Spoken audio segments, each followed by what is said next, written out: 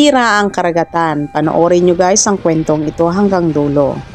Isang araw, mayroong isang kampanya na gumagawa ng mga kimikal. Tinatapon lamang nila ito sa karagatan. Hindi nila alintangan na ito ay maraming maidudulot na kapahamakan. Gumanti ang hari ng karagatan. Umahon siya sa lupa upang maghiganti.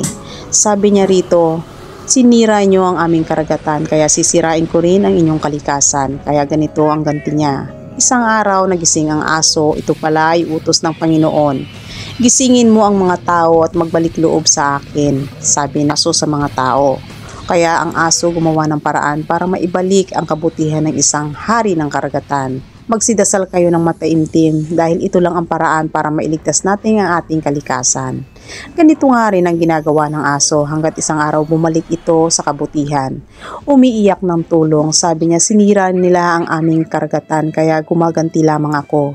Tumakbo ang aso at humingi ito ng tulong sa isang scientist para maibalik ang kanilang karagatan sa dati. Gumawa ng paraan ang isang scientist, binigyan ito ng gamot na para matanggal lahat ng chemical dito. Ito na nga ang nangyari. Bumalik sa magandahan ang kanilang karagatan, kaya masaya silang bumalik at nanirahan dito.